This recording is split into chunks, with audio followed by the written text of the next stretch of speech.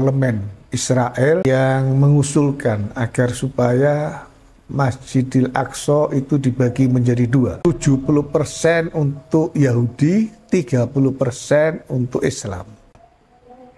Al-Aqsa itu yang paling jauh. Jadi disebut dengan Masjid Al-Aqsa karena posisi masjid itu dari Makkah atau Madinah itu masjid yang paling jauh. Ya, saat itu. Kalau Semarang ya Masjid Jami' Kauman Semarang mungkin lebih jauh, ya kan?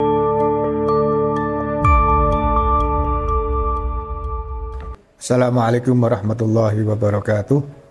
Alhamdulillah, salatu wassalamu ala rasulillah Sayyidina wa maulana Muhammad ibn Abdillah wa alihi wa ashabihi wa man walah ila yaumil qiyamah.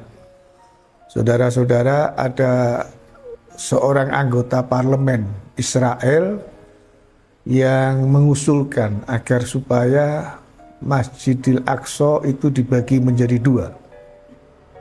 70% untuk Yahudi, 30% untuk Islam. Usulan yang disampaikan oleh salah seorang anggota kabinet pemerintahan Israel yang disampaikan pada saat diwawancarai di dalam sebuah stasiun televisi. Nah, malam ini saya ingin kita ngaji tentang Masjidil Aqsa. Tentang Masjidil Aqsa. Saudara-saudara, ada yang perlu dipahami, Masjidil Aqsa itu sebuah komplek. Nah, di dalamnya ada banyak bangunan. Di komplek itu ada banyak bangunan. Saya hanya akan menyebutkan beberapa saja yang penting. Yang pertama yang disebut dengan Masjid Qibli atau Jami' Al-Aqsa. Nah, Jami' Al-Aqsa ini yang kubahnya berwarna biru. Berwarna biru. Lalu yang kedua adalah Kubah Sakhrah. Kubah Sakhrah itu yang berwarna emas. Nah, di Kubah Sakhrah itulah Kanjeng Nabi Mi'raj. Ya. Nah, tetapi di Kubah Sakhrah yang berwarna emas itu, di situ ada pondasi yang dianggap suci oleh orang Yahudi. Dan seluruh umat Yahudi itu kiblat ibadahnya ke arah itu. Ya. Yang ketiga itu yang bangunan yang disebut dengan Kubah Nabi. Nah, di Kubah Nabi itulah Nabi menjadi imam sholat yang dimakmumi oleh para nabi. Ya.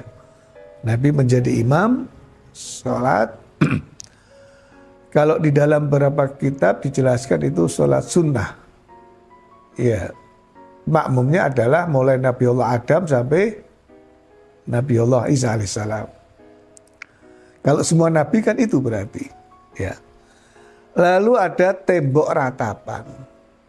Nah, tembok ratapan ini tempat ibadah orang Yahudi yang berupa tembok reruntuhan bait suci yang kedua. Ada 4 itu yang paling penting ya. Masjid Qibli atau Jami' Al-Aqsa, lalu Kubah Sakhrah, kemudian Kubah Nabi dan tembok ratapan. Ada beberapa bangunan lain seperti musola Marwani. Itu musola belum lama yang dijadikan tempat untuk sholat yang bisa menampung besar juga, bahkan lebih banyak menampung daripada yang ada di Jami' Al-Aqsa. Saudara-saudara sekalian, saya akan mulai tentang beberapa nama yang terkait dengan Masjid Al-Aqsa. Kenapa disebut dengan Masjid Al-Aqsa? Al-Aqsa itu yang paling jauh. Jadi disebut dengan Masjid Al-Aqsa karena posisi masjid itu dari Makkah atau Madinah itu masjid yang paling jauh, ya. Saat itu. Kalau Semarang ya Masjid Jami' Kauman Semarang mungkin lebih jauh, ya kan, lebih ke timur lagi. Nah, yang kedua itu ada sebuah riwayat yang disebutkan di dalam Sahih Bukhari dan Muslim. Pertanyaan dari seorang sahabat Abu Dzar Al-Ghifari radhiyallahu anhu, sa'altu Rasulullah sallallahu alaihi wasallam an awwali masjidin wudi'a fil ardi. Qala al-Masjidil Haram. Abu Dzar Al-Ghifari itu bertanya kepada Rasulullah, masjid yang pertama kali didirikan di bumi itu apa? Yaitu Masjid Al-Haram. Haram di sini artinya suci, bukan haram lawan halal, ya. Karena ada jamaah haji itu ditawari naik bis atau naik taksi, haram.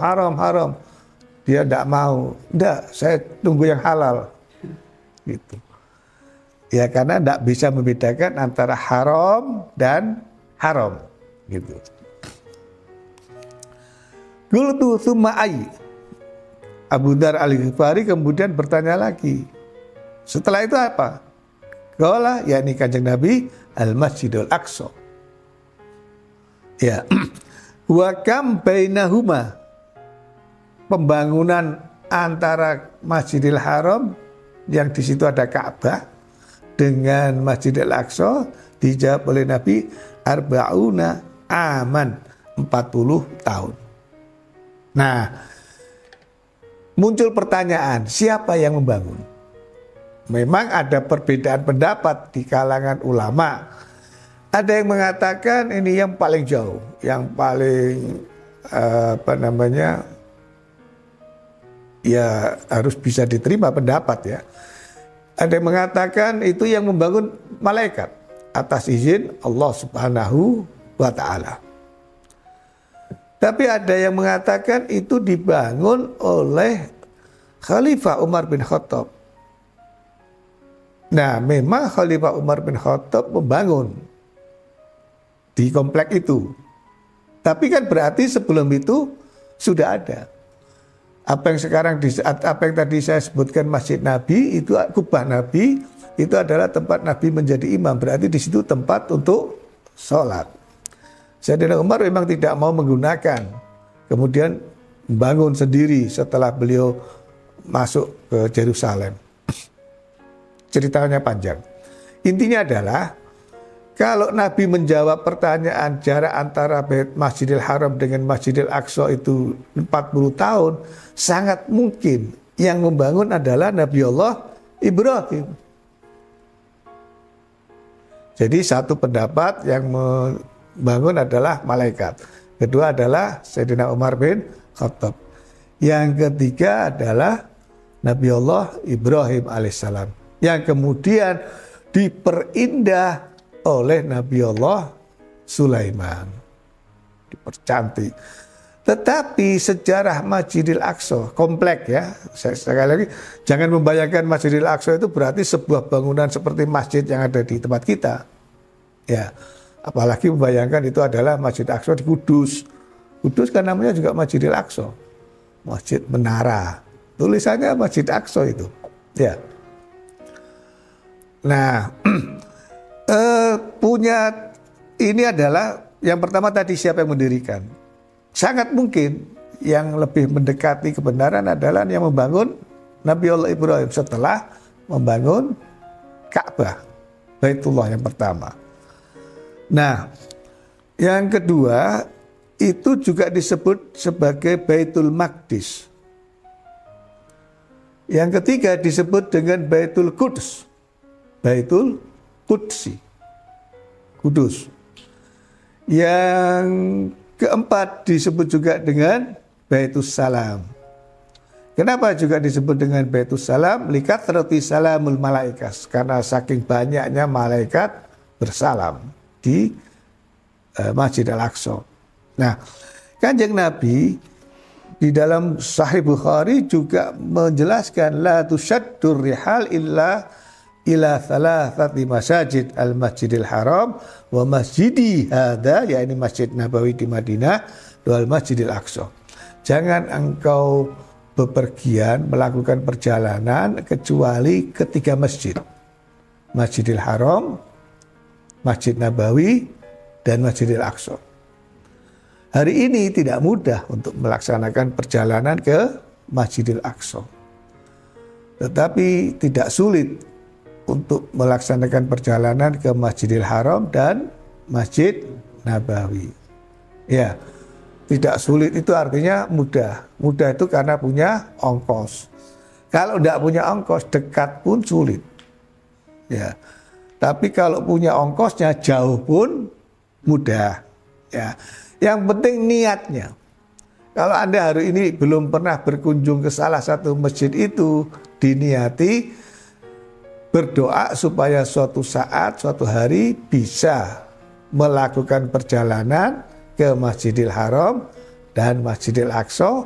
Syukur juga ke Masjidil Nabawi, syukur bisa ke Masjidil Aqsa. Ya. Nah, ini bukan masjid yang sembarangan. Karena yang pertama itu berarti salah satu dari 3 masjid yang dianjurkan untuk dikunjungi, untuk didatangi. Ya. Yang kedua, karena Masjidil Aqsa itu tempat Nabi selesai melaksanakan Isra. Ya, kan dari Mekah ke Masjidil Haram ilal Masjidil Aqsa. Tempat berakhirnya perjalanan Isra Nabi. Ya. Yang kedua, tempat mulainya Mi'raj Nabi. Yang ketiga, tempat selesainya Mi'raj. Jadi turun dari langit setelah Mi'raj itu turun lagi ke Masjidil Aqsa dan kemudian mulai tempat mulainya perjalanan kembali Isra. Jadi kalau Isra-nya itu tempat selesainya karena Mekah, Yerusalem selesainya. Tapi kalau untuk ukuran Mi'raj dia mulainya. Lalu setelah selesai Mi'raj dia mulai tempat turunnya, permulaan turunnya Nabi selesai melaksanakan Mi'raj. Kemudian tempat mulainya Isra kembali ke Masjidil Haram. Ya. Nah, berikutnya Masjidil Aqsa itu adalah kiblat yang pertama umat Islam. 17 bulan umat Islam itu menghadap ke arah Masjidil Aqsa, melaksanakan sholatnya. Ya. Baru setelah itu, karena Nabi sangat merindukan, tidak begitu ya tidak berani protes, tetapi kemudian setelah sekian lama, baru kemudian oleh Allah Subhanahu Wa Taala kiblat itu dikembalikan atau diarahkan ke Masjidil Haram, Makkah. Ya. Yang berikutnya, sholat di Masjidil Aqsa itu sebagian mengatakan pahalanya seperti 1000 sholat atau 500 kali sholat di tempat lain. Termasuk sholat di masjid kebangsaan. Dibandingkan sholat di sini dengan sholat di Masjidil Aqsa. Urutan sholat yang pahalanya itu sebanding yang paling besar adalah di Masjidil Haram. Kedua di Masjid Nabawi. Ketiga di Masjid Al-Aqsa. Ya.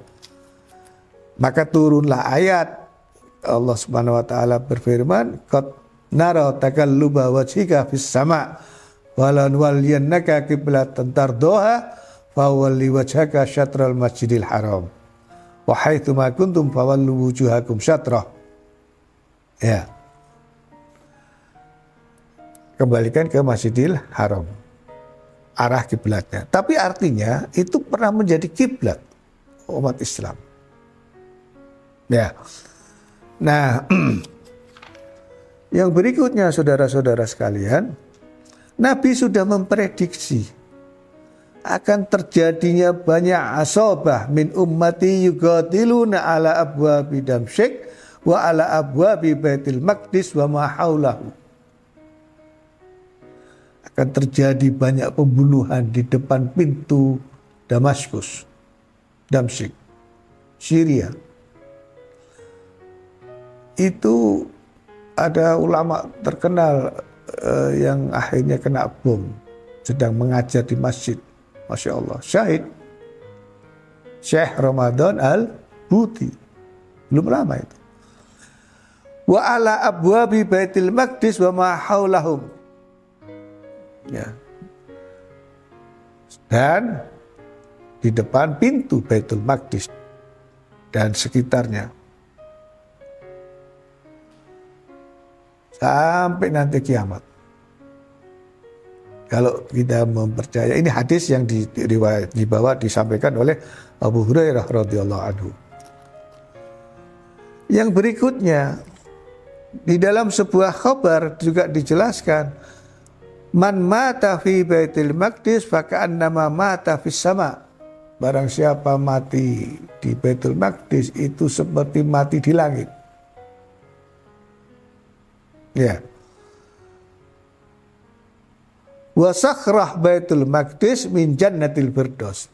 Dan batu tempat Nabi Mi'raj yang ada dari di Kubah Sakhrah itu di dalam riwayat dikabarkan wa qala Maqul Ibnu Anas itu min jannatil firdaus, dari surga firdaus. Jadi ada banyak kelebihan yang ada di Baitul Maqdis. Nah, kalau kita sepakat yang mendirikan itu adalah Nabiullah Ibrahim, karena sesuai dengan sabda Nabi jaraknya 40 tahun. Yang kemudian diperindah, dipercantik di era Nabiullah Sulaiman. Maka itu sebetulnya maka Ibrahim Yahudian wala Nasronian. Tidak bisa diklaim itu milik orang Yahudi. Tidak bisa. Karena apa? Karena Nabiullah Ibrahim sendiri itu adalah seorang Muslim lurus. Al-Hanafi as-Samha. Nah, yang kedua, ketika Sayyidina Umar berhasil menaklukkan Yerusalem, ketika Romawi menguasai kota itu, orang Yahudi itu nggak boleh masuk di dalamnya. Keluar, diusir keluar. Tapi ketika Sayyidina Umar menaklukkan Yerusalem, itu orang-orang Yahudi yang diusir oleh tentara Romawi, kekuasaan Nasrani, disuruh masuk kembali ke dalam kota. Ya, mestinya mereka ingat sejarah ini karena bisa dibaca dan ada bukunya, tidak bisa dibantah. Ya. Nah, maka kembali ke informasi awal yang tadi saya sampaikan. Tidak masuk akal. Meskipun tidak masuk akal kalau kemudian dibagi 70-30. Ya, meskipun bukan lagi kiblat umat Islam melaksanakan ibadah sholat, tetapi tidak menghilangkan keutamaan-keutamaan yang melekat pada Al-Masjidil Aqsa. Ya. Nah, kalaupun orang Yahudi sampai hari ini menghadapnya ke Masjidil Aqsa juga, ya itu haknya. Tetapi mereka melakukan menghadapnya ke sana. Tapi mereka punya tempat, tembok ratapan itu yang dilaksanakan setiap hari Sabtu. Nah, seperti yang pernah kita bahas, yang paling ideal adalah menempatkan Yerusalem di bawah otoritas internasional. Tidak asal klaim. Tapi wallahu a'lam, bagaimana nanti endingnya. Kita berharap mudah-mudahan Mudah-mudahan itu tidak terlalu merugikan. Kita bisa melaksanakan ziarah. Yang terakhir, di Baitul Maqdis itu semua nabi pernah melaksanakan sholat. Ya. Disitulah tempat malaikat sering turun memberikan salam, maka disebut juga sebagai Baitus Salam. Mudah-mudahan kita diberi kesempatan untuk beribadah di sana. Ada sebuah khabar yang mengatakan, hadis yang mengatakan, kalau membaca Al-Quran, berpuasa, beribadah yang lainnya di Baitul Maqdis itu memiliki keutamaan dibandingkan masjid yang lain kecuali Masjidil Haram dan Masjid Nabawi. Ya, mudah-mudahan kita bisa melaksanakan ibadah di sana. Allahumma amin ya rabbal alamin. Assalamualaikum warahmatullahi wabarakatuh.